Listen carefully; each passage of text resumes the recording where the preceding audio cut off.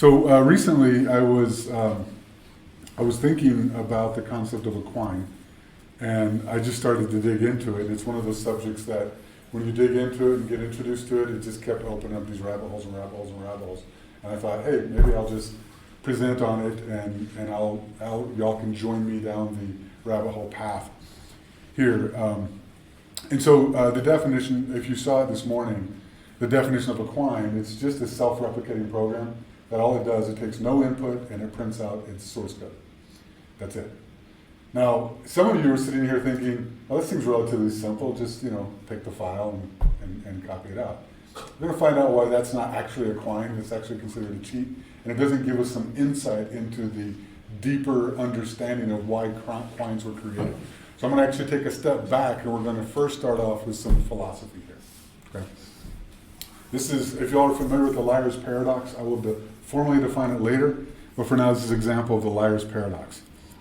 This dude is talking to a liar, and now he's got a paradox. It is, do we hire him because he's actually not overqualified, or do we not hire them because they're a liar? Right?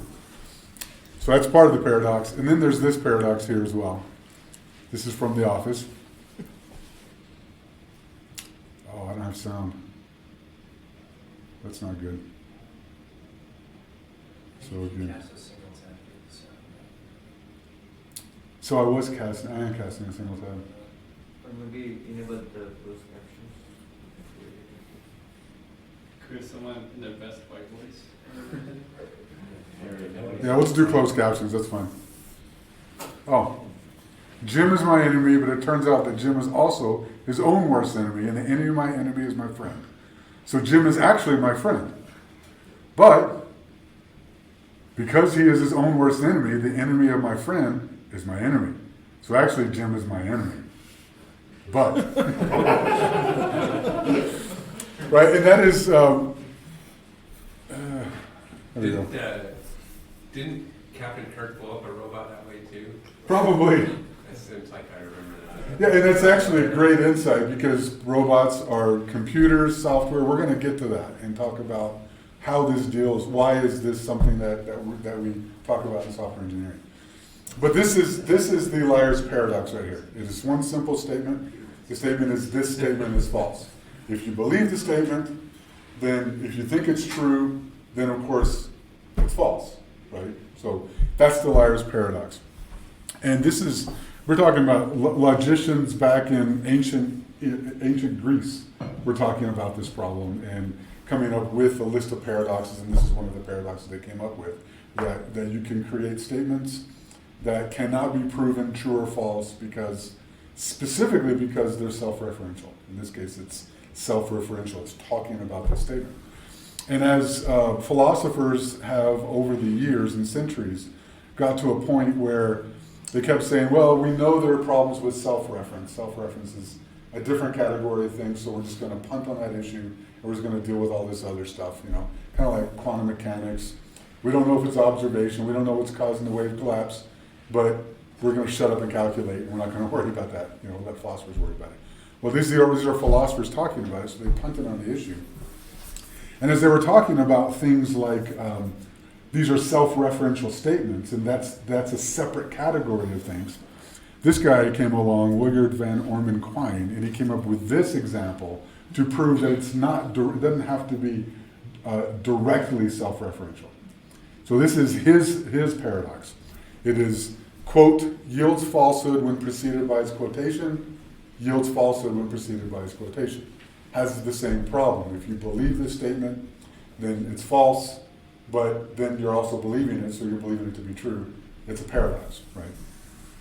And so that's the name. The name Quine came from this guy and came from this indirectly self-referential, because it's not directly self-referential. It is doing an indirect self-reference by quoting the key element here. It's quoting it. Okay, Matt, you look confused. Trying to parse it. Yeah.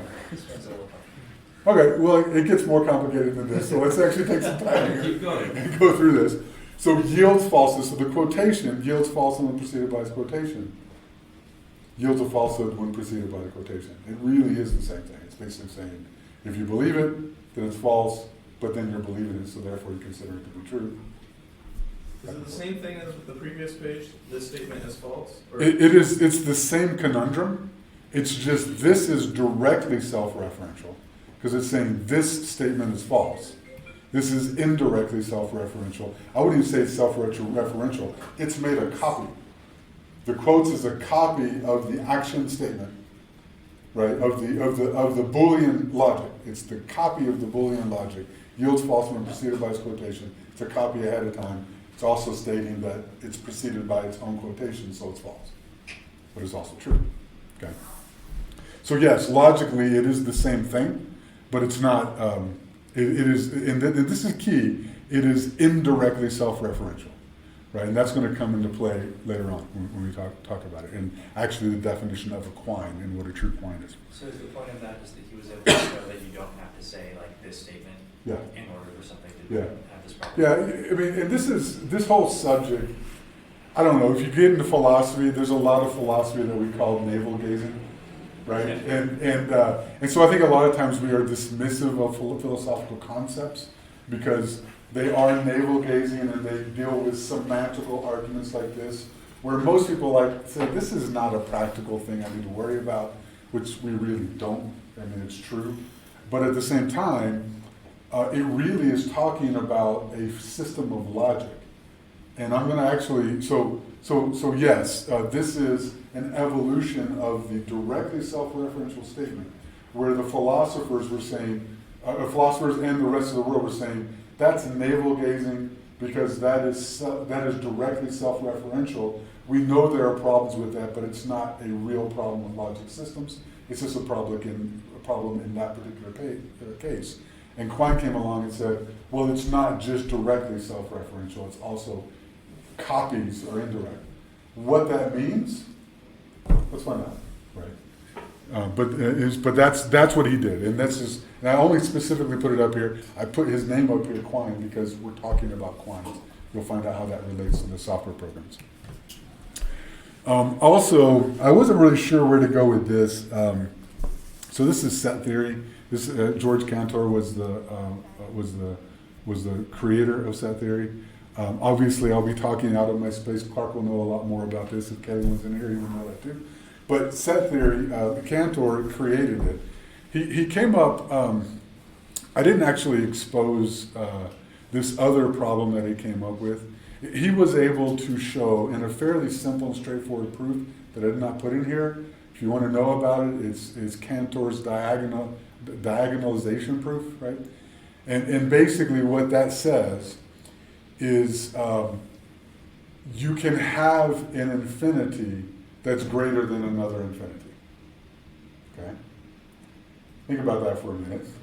We know what the definition, it doesn't change the definition of infinity.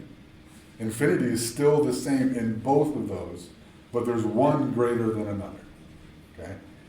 That in and of itself is problematic. Okay? Obviously, it's a paradox. How do you do that? It's paradoxical. And I didn't actually put it up there. First I did, but I took it out. And it's because ultimately, when we talk about the self-referential logical statements, it's dealing with the same problem. It's the problem of recursion and infinity.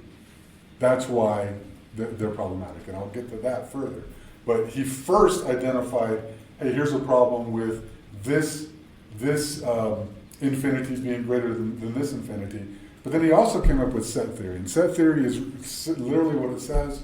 It's a collection of items, collections of items, right?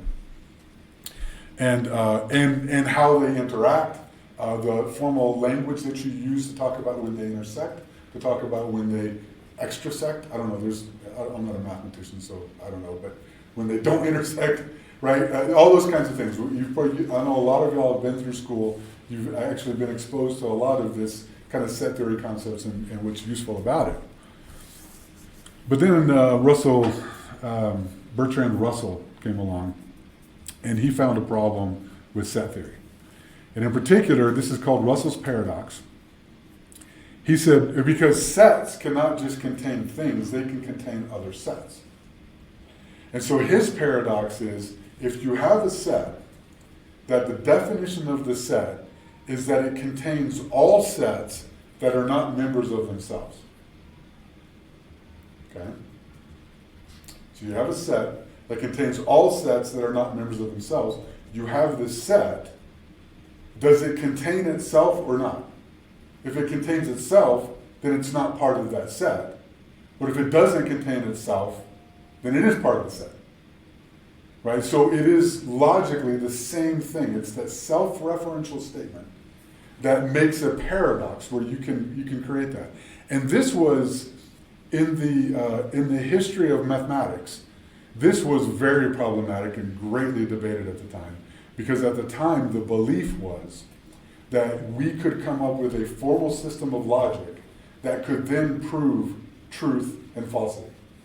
That you could actually prove that with a formal system of logic, math being the best candidate of that.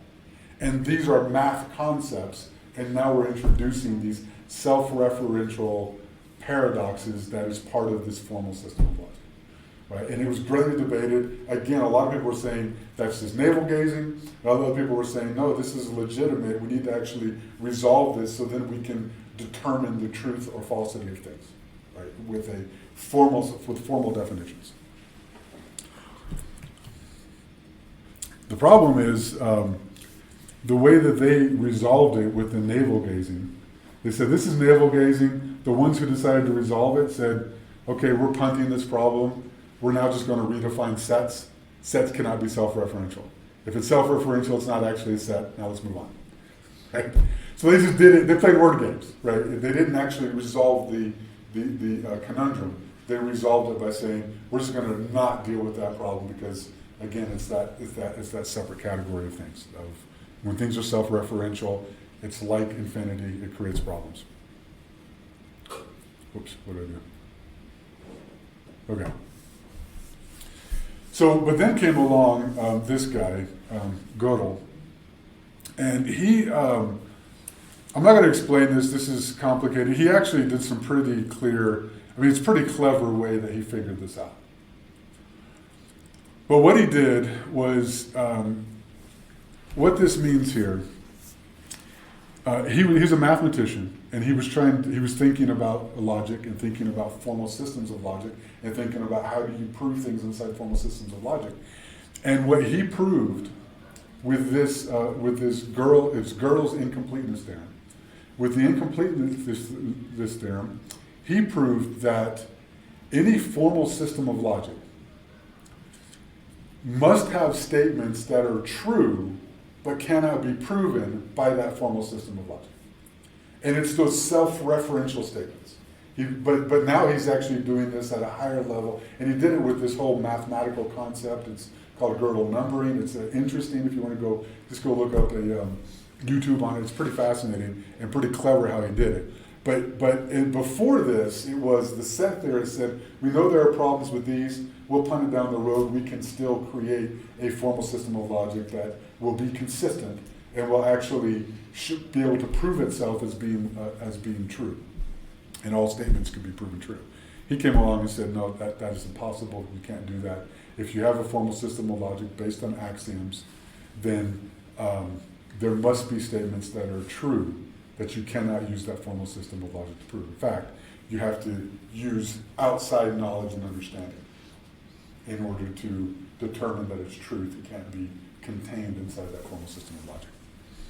So that actually really turned the math world upside down, because at that point they realized they were hoping to create this system that was going to be able to prove truth, and it was going to be revolutionary. It was going to change our whole mindset, change the whole world. And in reality, it's like, nope, it can't. It can't actually resolve everything. And so now I'm going to start going into the software arena, software realm, because we're going to accept right now. We're just going to ask you to accept that programming languages are formal systems of logic. Right? Let's just state that.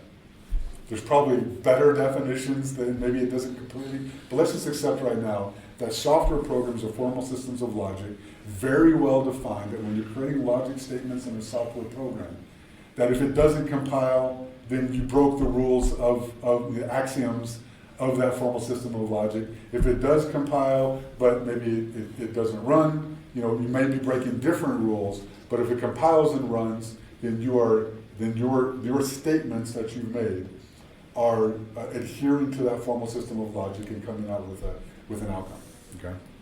So let's just accept that to be the case. I threw this in here, so I'll take a little segue. I don't know if did y'all know that GNU was a recursive acronym? Anybody not know that? GNU? Yeah, GNU is a recursive acronym. GNU means GNU's not Unix. That's actually what it stands for. And so this will explain to you the self-referential problem with the paradox that gets created as you try to resolve GNU's not Unix, GNU's not Unix, GNU's not Unix as you go down. We, in our field, we're very familiar with how recursion and self-reference causes, you know, eventually you have to break out of it, because otherwise we talk about it is that infinity problem. It's infinite loops, right? You have an infinite loop. All it's going to do is cause your machine to break, or it's going to cause a stack overflow, or something. It's not going to do what you expect it to do. And so yeah, this is another example of the logic of systems and how of these self-referential systems and how they break. Okay. So a self-replicating program, already talked about, it's a software program that takes no input and prints its code as the only output. The concept of using the word Quine to refer to that is from this book, Goodl Escher Bach, by Douglas Hofstadter. And he's the one who came up with using the term Quine, and if you remember, to refer to these self-referential, self-replicating programs, or indirectly self-referential, self-replicating programs. And if you remember, it's similar to this. And notice the quotations here. The quotations are actually, they become very important in the formal system of the programming languages that we deal with. And you'll see why. But yields falsehood when preceded by its quotation, yields falsehood when preceded by its quotation. So a Quine is the indirectly self-referential, self-replicating program, okay? Because of Quine's paradox here. Now, a lot of times, so I'm going to tell you a little journey as I was playing around with Quines. I wanted to write some Quines, I wanted to understand them, I wanted to play around with them, see what sort of insights I could get. My first thought, and probably a lot of y'all's first thought, is when you are, when I want to write a Quine, I'm just going to read the source code and I'm going to print it out, okay? That seems, obviously, if all you're trying to do is print out the source code of the program, then read the file and print it out. That is directly self-referential, so it actually breaks what a Quine is. It's a cheat. More importantly, and this is an example of a bash script that does exactly that. So this fits it has no input and it does print its output. It prints out, you know, the quotations here, or the comments here, and it also prints out #0. This does exactly those, except it's directly self-referential. It's considered a cheat because you're reading the source code off the disk. Instead, what you want to do is you want it to be indirectly self-referential. So your program needs to be, for a Quine, needs to be indirectly self-referential, which means you need to have a data code, which is basically just like Quines back here. It's a copy of your code, right?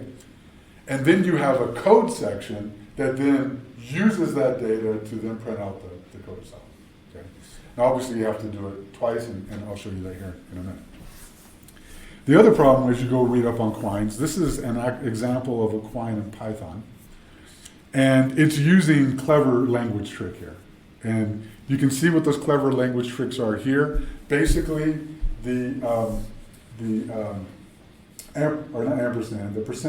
R in that string is basically saying we're going to, we're going to interpolate when you do a C, %C in Python, or you do a string % data, it is interpolating that first string with the data after the %.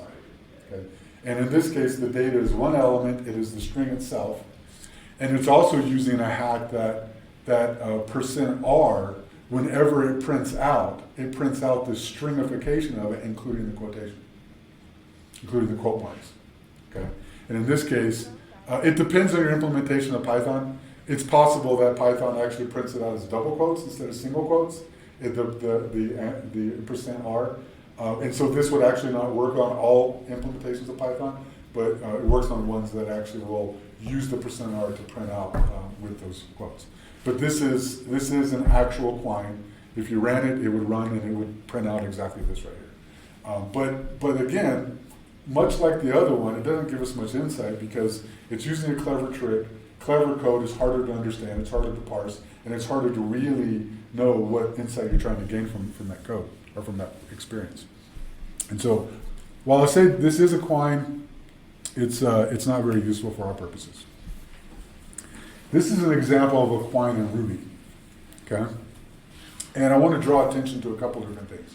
So this is doing the code and the data. Notice the code starts on line 2 and ends on line 15.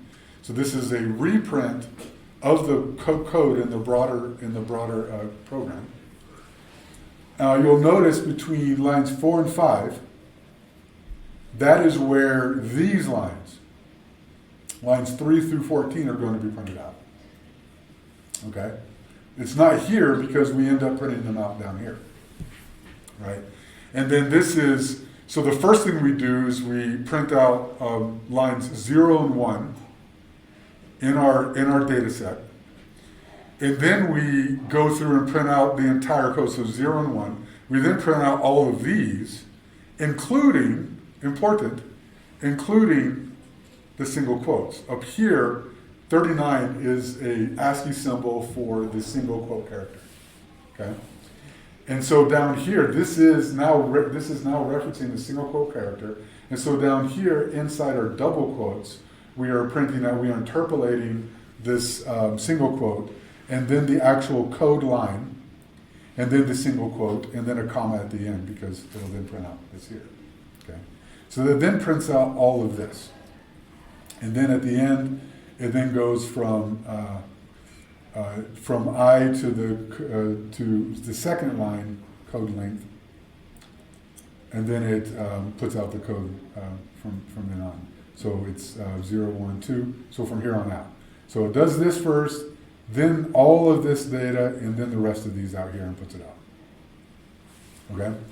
So that's what this is. This is actually subtly hiding one of the things that I found, because it wasn't until I decided to do this in Swift that that something really came out to me and made me realize what the interesting insight was here. And that's because, so the reason I put string literals up here is our software program is an array of string literals. We're actually creating string literals.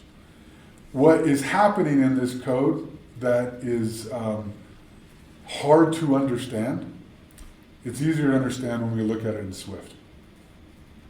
Okay? So in Swift, one of the things that's different, first of all, I have a string literal here in double quotes with a comma.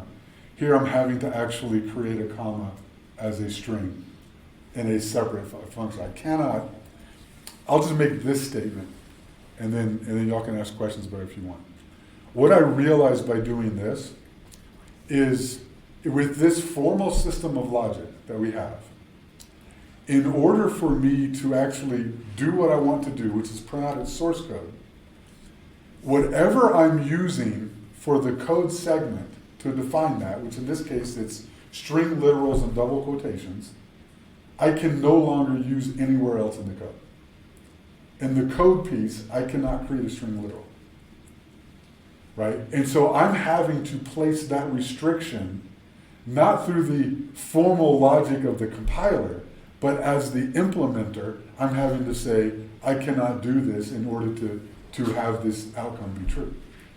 So again, that hails back to the whole Gödel's incompleteness theorem, which says a formal system of logic must have statements that are now logically have to be proved outside, right? It can't be proved internal to the system. That's exactly what's happening here. I'm proving that this can be done, but only because I'm acting as a supplementary compiler and saying I cannot now use string literals anywhere else in the code portion. I can only do it in the data portion. Or if in the and you can see that happening here in Ruby as well. Because while I'm doing string literals here with single quotes, I can no longer out here create string literals with single quotes. I can only do it with double quotes. Okay? And so that was an interesting insight to me because it was sort of a hackneyed proof that Gödel's incompleteness theorem is right. That I can't use the internal logic of the compiler in order to do this. I have to actually impose my own rule in order to make it come out. And that's coming back to Gödel here. And now one last thing I wanted to say. That's pretty much all I wanted to talk about Quines.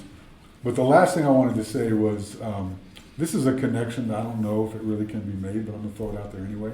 Sort of an analogy. I find it interesting.